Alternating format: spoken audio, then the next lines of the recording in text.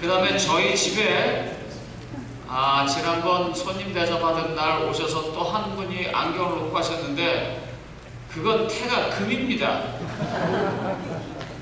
그건 안 주겠습니다. 꼭 찾아가시기 바랍니다.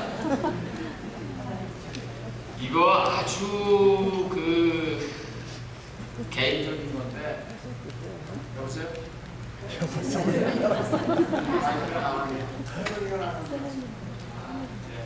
괜찮습니다. 굉장히 개인적인 이야기인데요. 그래도 꼭 해야 될 것 같아서 제가 하겠습니다. 당사자한테 얘기를 안 했는데 그냥 용서하시기 바랍니다. 안 되면 끝나고 욕 한번 먹겠습니다. 처음 이민 와가지고 에이전트가 뭘 하나 잘못 내는 바람에 그때서부터 틀어지기 시작해서 INS죠. 이민국하고 14년 동안 법정 투쟁을 해서 드디어 이번 주에 영주권을 받은 우리 성도님이 계십니다. 감사합니다. 제가 이러면 안 되겠습니다. 너무 고맙습니다. 14년이라는 세월 참 힘들었는데도 절대로 교회를 멀리하지 아니하시고 언제나 교회에서 봉사하시고 그러시면서 잘 해결이 되었습니다. 그래서 온 가족이 다 이민국이 본인들의 실수를 인정하고 영주권을 주게 됐습니다. 그래서 잘 받게 되었습니다. 감사합니다. 너 누구냐고 한참 부를 테니까 얘기할게요. 저 맨 뒤에 손좀 한번 들어보세요. 기현이 씨 어디 갔어요? 기현이 집사 또 어디 갔습니까? 저 뒤에 있는 일어나 보세요. 잠깐만. 저 집입니다. 고맙습니다. 집이 멀지만 저희 교회에서 방송 업무 맡고 난 뒤에는 한 번 더 빠지지 않고 저 위에서 방송 업무를 하시는 분입니다. 참 남편입니다. 김영철 집사님. 정말 하나님께 감사할 일이 이번에 있게 돼서 너무 다행입니다. 교회 소식을 잠깐 알려드리겠습니다. 지난번 직원회에서 8월 19일을 마지막으로 이 교회를 저희가 떠나기로 결정을 하였습니다. 그러니까 이 교회에서는 8월 19일까지만 있습니다. 그리고 새로운 성전으로 갑니다. 못 가면 텐트를 치고라도 그냥 거기 있을 거니까 그냥 힘들더라도 그렇게 이해해 주시기 바랍니다. 저희가 지금 열심히 노력하고 있는데요. 첫 번째 1차 목표가 7월 31일에 교제실 펠로우십 룸을 사용 승낙 받는 것입니다. 그래서 그 7월 30일을 목표로 저희가 그렇게 하고 있습니다. 그 다음에 7월 31일에 그게 맞춰지면 8월 29일에 두 번째 건물인 영어부 예배당을 사용 승낙 받으려고 합니다. 저희가 계획한 대로 다 된다고 해도 8월 19일 날 나가면 2주나 석 주 정도는 세 건물 중에 한 건물만 사용하는 중에 예배를 드려야 합니다. 불편할 걸 각오해 주시기 바랍니다. 당분간 하는 거니까 40일 동안 금식하는 것처럼 40년 동안 광야를 걸어가는 것처럼 그런 마음으로 좀 불편하고 어려워도 감당해 주시기 바랍니다. 만약에 8월 31일에 두 번째 허가가 나게 되면 그 다음에는 지금처럼 운영 정도 할 수 있고요. 그 다음에 곧 이어서 이제 마지막 건물이 나게 되면 온전하게 다 갖게 되겠습니다. 그래서 우선은 지금 식당을 저희가 사용할 수가 없습니다. 그렇게 해서는요. 그래서 여러분들에게 점심을 제공하는 파트락이 전혀 없거나 아니면 요리를 하지 않아도 될 만한 어떤 준비들을 해서 나눠드릴 수도 있는데 아직 정해놓은 건 없습니다. 그 다음에 우리가 제일 처음에는 다 한꺼번에 예배드려야 합니다. 우리 어르신들, 또 영어부, 국어부 청장년들 세 개수로 나눠서 예배드리는 걸 이젠 다 한꺼번에 예배를 드리는 기간을 조금 갖도록 하겠습니다. 그때 조금 불편하시더라도 오히려 이번 기회에 우리가 서로서로를 알아가는 시간으로 갖자, 그렇게 마음 잡수시고 답답하고 어려운 거 조금만 참아주시기 바랍니다. 열심히 일하고 있습니다. 오늘 찬양에 대해서 꼭 하고 싶은 말이 한 말 있습니다. 제가 찬양을 들으면서 멜로디가 좋은데 가사가 마음에 안 닿거나 아니면 가사가 참 좋은데 멜로디가 마음에 안 닿는 그런 일들이 종종 있는데, 오늘 이 찬양은 제가 멜로디도 가사도 다 좋아하는 겁니다. 그리고 사실은 나가서 저도 부르고 싶었는데 삑소리 날까봐 제가 안 나갔습니다. 오늘 너무 좋았습니다. 이 찬양 들으면서. 아쉬운 거는 오늘 정말 많이 빠졌습니다. 이렇게 많이 빠진 적이 없었는데 이번 7월 4일에 덥다고 소문이 나서 그런지 다들 어딜 가셨는데 한 번이라도 더 많은 데서 함께 찬양했으면 좋았을까 하는 마음이 있었습니다. 찬양대 여러분에게 하나님의 축복이 많이 임하시길 바라겠습니다. 여러분들 혹시 쌩얼이라는 말 아십니까? 민낯이라는 말 아세요? 그림 좀 보여드리겠습니다. 한번 보시죠. 저 사람이 같은 사람입니까? 다른 사람입니까? 저 같은 사람입니다. 화장을 하면 저렇게 바뀝니다. 그래서 제가 알기로는 어떤 분은 절대로 남편보다 늦게 일어나지 않는다고 합니다. 왜 그러냐 그랬더니 남편이 자기 생얼을 보는 게 두려워서 1분이라도 먼저 일어나가지고 간단한 화장이라도 한답니다. 그 다음 거 한번 봐주세요. 그 다음 거요. 저 정도쯤은 그래도 이해를 할 것 같아요. 근데 요 다음 건 정말 문제입니다. 저분이 같은 사람이래요. 그런데 저 옆에 있는 사진은 화장을 했을 뿐만 아니라 우리말로 그걸 뽀샵이라고 합니다. 포토샵이라고 하는 프로그램으로 얼굴을 늘렸다 줄였다 해서 저렇게 됐습니다. 그러니까 혹시라도 자녀분들이나 손자녀분들이 선볼 때 멀리서 사진만 갖고 보시면 그거 절대로 다 믿지 마시기 바랍니다. 무슨 사진이 나올지 모릅니다. 저기다 제가 사실은 제 사진을 하나 올려놓을까 하다가 제가 참았습니다. 오늘 이 설교를 만들게 된 동기를 제가 좀 말씀드리겠습니다.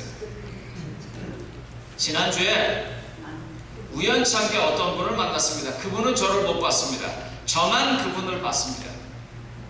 그분의 뒷모습이 이렇게 제 앞으로 지나갔습니다. 키가 크시고 또 굉장히 성품이 좋으시고 신사로 알려지신 분이 있습니다. 우리 교회는 아닙니다, 여러분. 누굴까 하고 상상하지 마십시오. 다른 교회 다니는 우리 교회입니다. 아주 성품도 좋으시고 집안도 우리 교단에서 잘 알려진 집안의 장로님이십니다. 공부도 굉장히 많이 하셨어요. 그런데 그분이 제 앞으로 이렇게 지나가는데 뒷모습에 제일 첫 번째가 머리 뒤에 구멍이 뻥 나 있었습니다. 소갈머리가 없다고 그러죠? 이제 연세가 드셔서 머리가 다 빠졌습니다. 허리가 약간 구부러지시고 풀어지셨습니다. 그래서 걷는데 똑바로 걷지 아니하고 약간 휘어져서 걸어갔습니다. 제가 그 모습을 갑자기 이렇게 보다가 머리가 띵 했어요. 아니 어떻게 저분이 항상 꼿꼿하셨고 점잖으셨고 아는 게 많으셨고 성품이 훌륭하신 분인데 아니 어떻게 저분이 저렇게 변했을까? 그러면서 다시 제 자신을 생각해보게 되었습니다. 조그맣지만 똑바로 서 있고 목소리가 카랑카랑하고 이런 내가 얼마나 갈 수 있을까? 제가 늙고 나면 어떻게 될까? 그런 프로그램이 있습니다. 지금 제 사진을 집어넣고 어렸을 때는 어떻고 그 다음에 한 10년 지나게 되면 어떻게 될까 하는 그런 프로그램들이 있어요. 그런 것처럼 머릿속에 쭉 지나갔습니다. 이제 나이가 들어서 사역을 그만두게 된다면 그때는 어떨까? 그 다음에 그 사역도 그만두고 있는 생활도 어려워서 자기 집에서 살다가 양로원으로 가는 나는 어떨까? 양로원에서 그나마 더 이상 움직일 수 없어서 양로병원에서 침대에 누워있는 나는 어떨까? 도대체 내게 무언가? 내가 끝까지 쥐고 있는 게 뭔가 하는 생각이 그분이 이렇게 지나가는 잠깐의 모습 속에서 보였습니다. 그래서 제가 돌아와서 설교를 만들었는데 고린도후서 5장 1절로 5절입니다. 본문으로 제가 정한 것은 1절로 5절입니다. 여러분들한테 읽을 때 길게 읽으면 서 계시는 게 힘드실 것 같아서 1절만 제가 아까 읽게 했습니다. 만일 땅에 있는 우리의 장막집이 무너지면 하나님께서 지으신 집, 곧 손으로 지은 것이 아니요 하늘에 있는 영원한 집이 우리에게 있는 줄을 아느니라. 참으로 우리가 여기에 있어 탄식하며 하늘로부터 오는 우리 처소로 덧입기를 간절히 사모하노라. 이렇게 입으면 우리가 벗은 자들로 발견되려 하지 아니하려 함이라. 참으로 이 장막에 있는 우리가 짐진 것 같이 탄식하는 것은 벗고자 함이 아니요 오히려 덧입고자 함이니 죽을 것이 생명의 삼킨 바 되게 하려 함이라. 곧 이것을 우리에게 이루게 하시고 보증으로 성령을 우리에게 주신 이는 하나님이시니라. 이 긴 문장이 사실 여러분들 뭔 말인지 잘 보이지 않으실 겁니다. 또 요새 이게 갑자기 바뀌는 바람에 여러분들 잘 보이지도 않을 거예요. 제가 쉽게 다시 설명하겠습니다. 고린도후서 5장 1절 5절 현대인 성경은 이렇게 말합니다. 우리는 땅에 있는 우리의 육체에 집이 무너지면 사람의 손으로 지은 것이 아닌 하나님이 지으신 하늘의 영원한 집을 소유하게 될 것으로 압니다. 우리는 이 육체의 집에서 탄식하며 하늘의 몸을 입게 될 날을 고대하고 있습니다. 그리고 이것을 성령으로 보증해 주십니다. 이 말입니다. 그러니까 우리의 이 땅에 있는 집이 다 무너지면 하나님께서 사람의 손이 아닌 것으로 지은 것을 우리에게 준다는 것입니다. 간단히 요약하면 그렇습니다. 여러분 아시는 것처럼 고린도후서는 특별히 1장서부터 5장까지 나와 있는 얘기가 관계에 관한 얘기입니다. 고린도 교회가 거짓 교사들에 의해서 한참 발전해가는 중에 흔들렸습니다. 그래서 서로를 원망했고 그 다음에 서로를 잘났다고 서로가 진리라고 말했습니다. 그럴 때 사도 바울이 쓴 편지 중에 하나입니다. 특별히 4장서부터 이어지는 이 이야기는 간단하게 말하면 이런 말입니다. 다 덧없다. 다 헛거다. 그러니까 정신 차리라. 성도님 여러분, 우리가 살아가면서 끝까지 가져갈 수 있는 게 뭘까요? 끝까지 가져갈 수 있는 맨 마지막까지 내가 쥐고 있는 것, 그것은 과연 뭘까요? 보통 사람들은요, 시간이 지나면서 이런 경험으로 자기의 삶을 마칩니다. 전도서 1장 14절로 15절입니다. 그리고 전도서 1장 2절로 3절을 뒤에 읽겠습니다. 내가 해 아래서 행하는 모든 일을 보았노라. 보라, 모두 다 헛되어 바람을 잡으려는 것이로다. 구부러진 것도 곧게 할 수 없고 모자란 것도 셀 수 없도다. 저는 이 말이 그렇게 와닿습니다. 구부러진 것도 곧게 할 수 없고 모자란 것도 셀 수 없고. 똑바로 서 있다가 어느 순간에서부터가 나도 모르게 구부러집니다. 제가 가끔 교회 장로님들한테 장로님 어깨 좀 피세요. 어깨 좀 이렇게 하세요. 그러면서 저도 제 어깨를 핍니다. 그러나 어느 순간은 그게 안 될 때가 우리에게 옵니다. 모자란 것이 많지만 정말 가면 갈수록 셀 수 없을 만큼 많은 모자란 것들이 우리에게 옵니다. 그래서 전도서 1장 2절 3절 그 후반부는 이렇게 말합니다. 전도자가 이르되 헛되고 헛되며 헛되고 헛되니 모든 것이 헛되도다. 해 아래서 수고하는 모든 수고가 사람에게 무엇이 유익한가? 우리가 가지고 있는 힘, 권력, 금력, 재력, 체력, 정력, 학력, 소위 힘력자가 들어가는 모든 것들이 아무리 쥐고 노력을 해도 하나씩 둘씩 사라져갑니다. 그걸 느끼면서 마음속에 허무함을 느낍니다. 제가 저희 집 사람이 쓰는 동그란 거울이 있는데 그걸 우연찮게 봤습니다. 전 사실 거울을 하루에 한 번도 안 보는 날이 대부분입니다.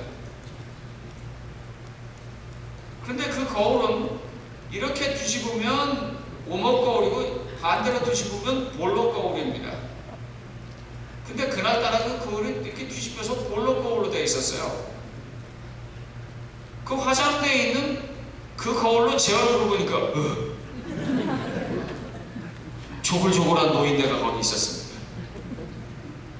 이제 눈이 잘 안 보이니까요, 이렇게 주름 같은 거 안 보이거든요. 그래서 모르고 그냥 살아요. 근데 그걸 누가 보는 줄 아세요? 아이들이 봐요.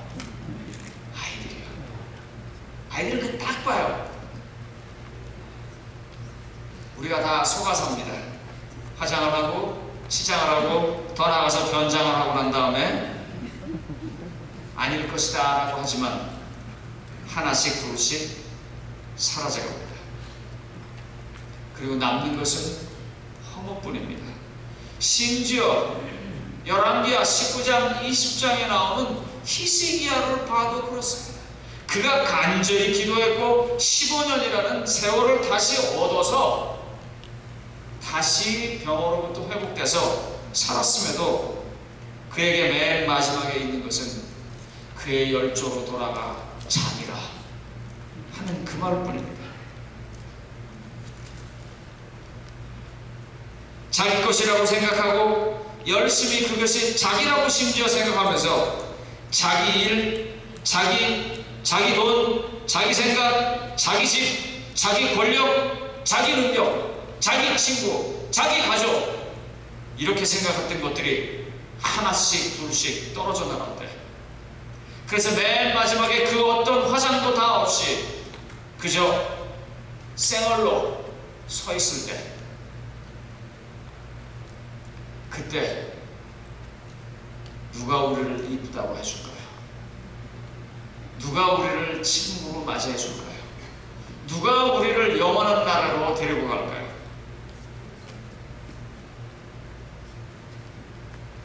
우리 선생님들 그리고 사모님들 조용히 손을 들어서 대다 좀 이렇게 올려놔보세요. 지금 뭐가 잡히십니까? 또 하니까 또 실제로 하시네. 사진 하나 보여드릴게요.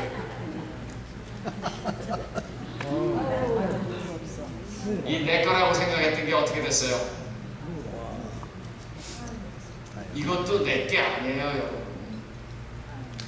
어느 순간이 되면, 어느 사정이 되면, 어느 상황으로 가면 내 게 아닌 것입니다. 다 가져가집니다. 다 떨어져 나갑니다. 남는 게 없어요. 그런데 사도 바울은 오늘 본문에서 세상의 집이, 육신의 집이 무너지면 하늘에 있는 집이 내게 온다라고 말하고 있습니다.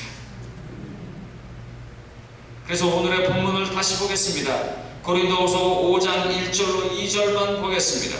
고린도후서 5장 1절로 2절을 현대인 성경으로 봅니다.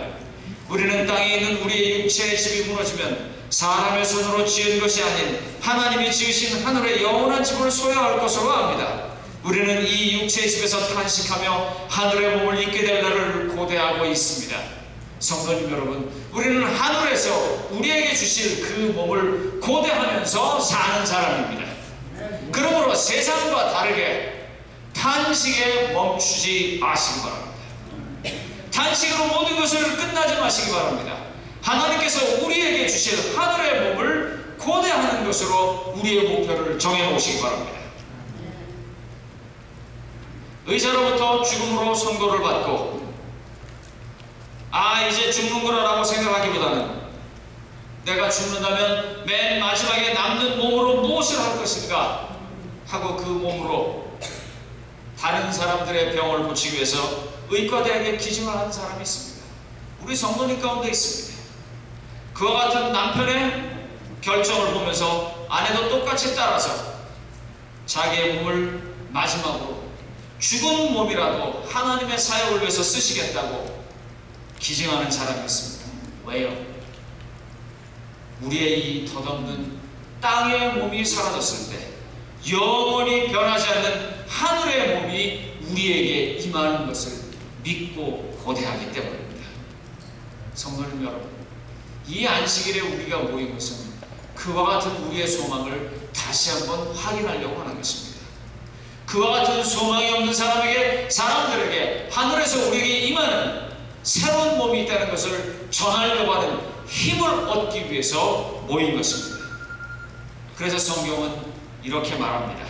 고린도후서 4장 8절로 10절입니다. 우리가 사방으로 우겨쌈을 당하여도 쌓이지 아니하며 답답한 일을 당하여도 낙심하지 아니하며 박해를 받아도 버림받지 아니하며 거꾸로 트림을 당하여도 망하지 아니하고 우리가 항상 예수의 죽음을 짊어짐은 예수의 생명이 또한 우리 몸에 나타나게 하려 함이라.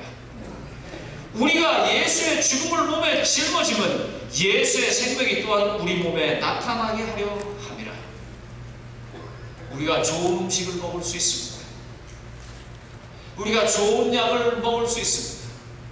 우리가 그리고 어떤 좋은 것으로 삶의 일부를 조금 더 늘리려고 노력할 수 있습니다. 그러나 결과는 마찬가지입니다. 우리는 떠납니다. 우리는 잃어버립니다. 이 땅에 사람으로 세워놓은 이 육신의 장막은 무너지게 되어 있습니다. 그런데 하나님께서는 우리에게 예수의 생명을 집어넣고 우리로 하여금 영생으로 살 것을 약속하고 있습니다. 모든 것이 다 지나갔을 때, 생얼이 되었을 때 내 안에 예수의 생명이 나타날 것을 우리는 기다려야 하는 것입니다.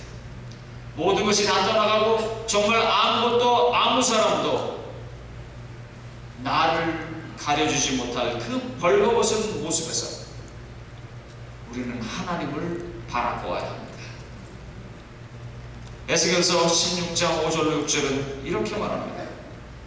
아무도 나를 돌보아 이 중에서 한 가지도 내가 행하여 너를 불쌍히 여긴 자가 없었으므로 내가 나는 날 내 몸에 천하게 여겨져 내가 들에 버려졌노라.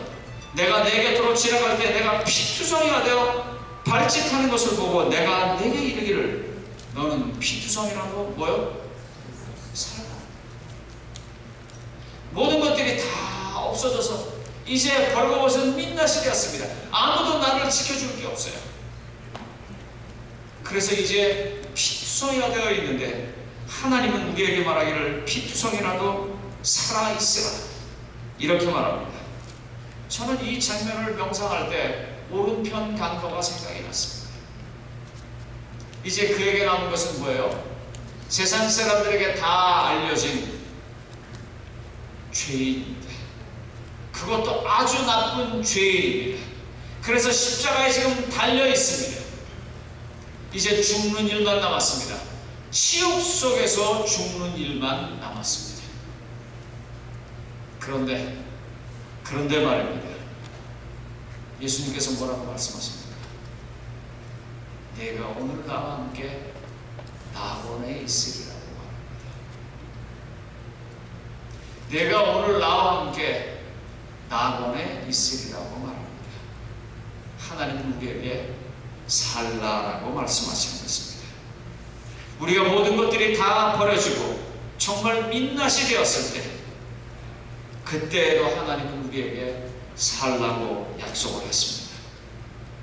에스겔서 37장 11절로 12절에 보면 하나님은 에스겔 선지자를 통해서 이스라엘에게 이렇게 약속하셨어요. 또 내게 이르시되 인자야 이 뼈들은 이스라엘 온 족속이라.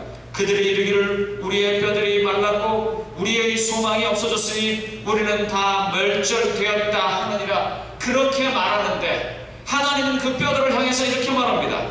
그러므로 너는 대언하여 그들에게 이르기를 주 여호와께서 이같이 말씀하시기를 내 백성아 내 백성들아 내가 너희 무덤을 열고 너희로 거기에서 나오게 하고 이스라엘 땅으로 들어가게 하리라.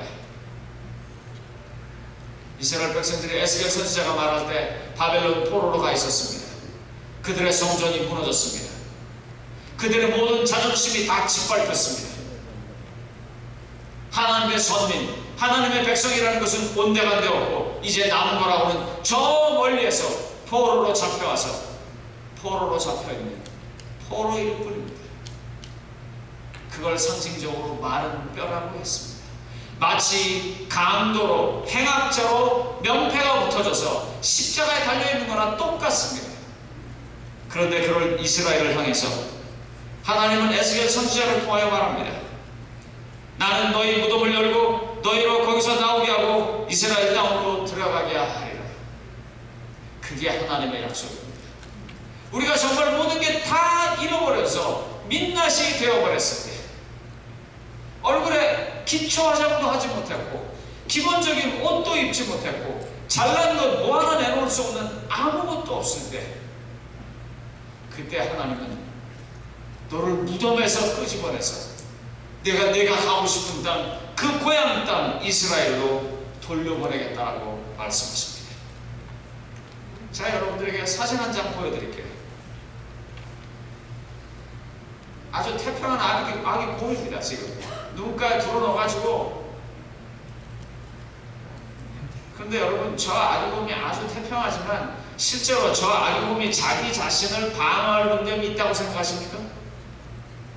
다음 그림 한번 보아주세요. 난 또 돼지가 저렇게 이쁜 건 처음 봤습니다. 아주 지금 예쁘게 폼 내면서 쫙 이러고 있어요. 하지만 저 돼지가 자기 자신을 지킬 수 있는 능력이 있습니다. 이제 마지막 사진입니다. 앞골입니다.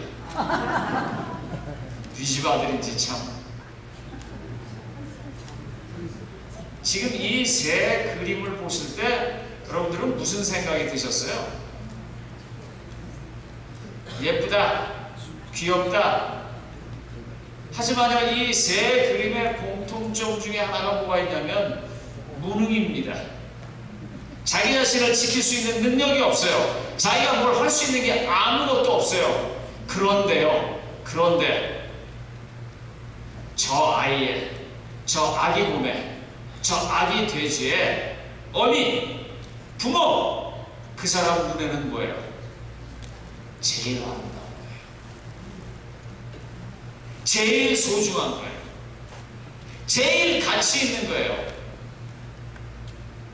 우리가 이것저것 다 잃어버리고 민낯이 되었을 때, 심지어 내 이 아랫배에 있는 그 살까지도 이제 병으로 다 없어져서 뼈만 남았을 그때에도 하나님의 눈에는 우리는 저렇게 보입니다. 내 자신, 내 새끼로 보입니다. 그리고 이제 하나님은 뭐라고 말해요? 내가 무덤 속에 들어간 너를 끄집어내서 이스라엘로 데려오겠다라고 말합니다. 그런 하나님이 우리에게 있기를 바랍니다. 그런 하나님을 영접하여 믿게 되시기를 바랍니다. 그리고 그런 하나님 때문에 당당하시기 바랍니다. 요한복음 6장 37절은 그런 하나님을 믿는 사람에게 이렇게 약속을 하였습니다. 아버지께서 내게 주시는 자는 다 내게로 올 것이요 내게 오는 자는 내가 결코 내어 쫓지 아니하리라. 내게 오는 자는 죄인이라도, 내게 오는 자는 병들었어도, 내게 오는 자는 가난해도, 내게 오는 자는 무식해도, 심지어 내게 오는 자는 수치스러운 일을 했다 할지라도, 그리고 그것이 만천하에 알려져서 다 모든 사람이 그렇다고 말한다 할지라도 나는 내어 쫓지 않겠다라고 말씀하셨습니다. 그래서 요한복음 8장 2절서부터 그렇게 돌에 맞아 죽기 직전의 여인의 이야기가 요한에 의해서 기록된 것입니다. 왜요? 하나님께는요, 장군감 같은 저 아름다운 아이가 우리의 모습이니까요. 오늘 우리는 마지막 찬미를 352장을 부를 것입니다. 352장 죄에서 자유를 얻으려면 보혈의 공로를 얻으라고 하는 이 찬미를 힘차게 부를 때 내 모든 민낯, 나의 모든 지장이 없어지고 나의 모든 것들이 다 벗겨지고 그저 나만 있었을 때 그 모습도 세상에서 가장 소중하고 가장 가치 있고 가장 아름다운 자기 자녀처럼 바라보시는 하나님이 계시다는 것을 믿으면서 죄에서 자유를 얻으려면 이 보혈의 공로에 간절하게 의지하는 마음으로 참여 부르고 오늘 이 예배들을 마치도록 하겠습니다. 감사합니다. 아멘.